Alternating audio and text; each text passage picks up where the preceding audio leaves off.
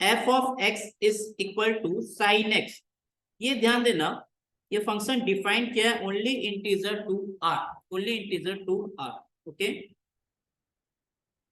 तो यहां पर अगर हम f dash x find out करें तो वो क्या आएगा, कॉस ऑफ एक्स आएगा। ठीक है, अब नॉर्मल अगर f x is equal to sine x दिया रहता और ये डिफाइन किया होता आर टू आर में, एफ डैश एक्स क्या होता है, कॉस एक्स। तो वी नो कॉस एक्स एक ऐसा फंक्शन है जिसका वैल्यू पॉजिटिव भी होगा, निगेटिव भी होगा, जीरो भी होगा। ठीक है, तो ऐसे केस में ये फंक्शन क्या हो जाएगा आपका, मेनी वन हो जाएगा। We know very well f x is equal to sine x is many one function.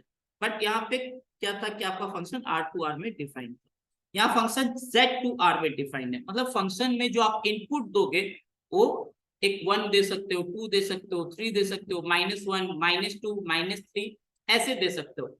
ठीक है, तो यहां पर आप देखो तो एफ डैश एक्स पॉजिटिव भी होगा, निगेटिव भी होगा। तो आप बोलोगे कि सर एफ डैश एक्स तो यहाँ पे पॉजिटिव भी आ रहा है और निगेटिव भी आ रहा है, तो ये फंक्शन क्या हो जाएगा आपका, मेनी वन हो जाएगा।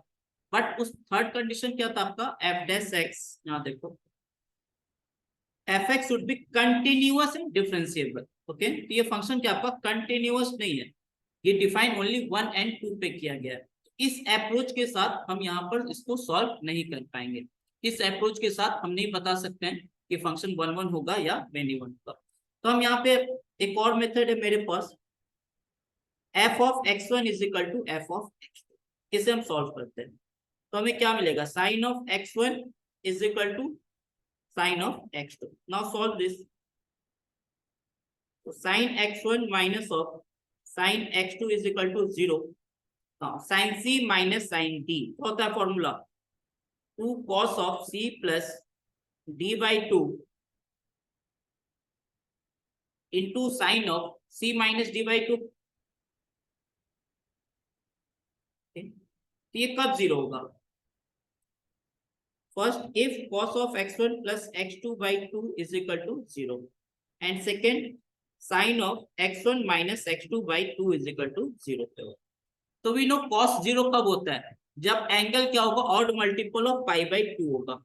सो x1 प्लस x2 यहाँ पे क्या होना चाहिए, it should be in the form of odd multiple of pi by 2। so from there we are getting x1 plus x2 is equal to 2n plus 1 into 5। okay, तो but here since x1 and x2 जो आपका आएगा वो integer के form में आएगा, x1 क्या होगा, बिलोंग्स टू इंटीजर, और x2 भी क्या होगा, बिलोंग्स टू इंटीजर ही होगा। मान लो एक z1 है, x1 belongs to integer and x2 belongs to integer. So x1 plus x2 भी क्या होगा आपका, एक इंटीजर ही होगा। सो यहां से देखो आप 2n plus 1 into 5, यहाँ किसी भी केस में इंटीजर मिल सकता है आपको for any value of n, n जो इंटीजर है नहीं मिलेगा। So this case is not possible. अब यहाँ से x1 माइनस x2 बाई 2 को आप क्या बोलोगे, that is n into pi। We know sin x is equal to 0, it means x is equal to multiple of pi। so from there we are getting x1 minus x2 is equal to 2n pi। अब again x1 minus x2 भी क्या होगा, एक integer ही होगा। x1 and x2 अगर integer है तो for what value of n here we are getting x1 minus x2 integer.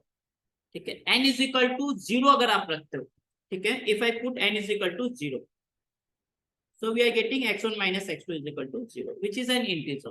ठीक है, from there we are getting x1 is equal to x2।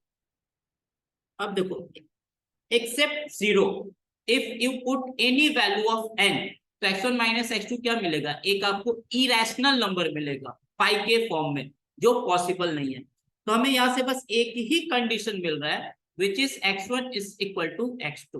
so from there now then we can say this function is 1 1 function, this function is 1 1 function। okay, so here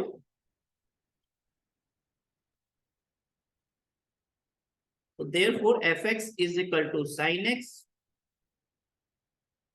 from z to r, कैसा function हो गया, is 1 1 function.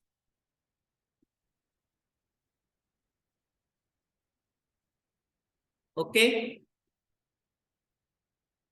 ठीक है, तो solution अच्छा लगा तो like करें एंड सब्सक्राइब करें।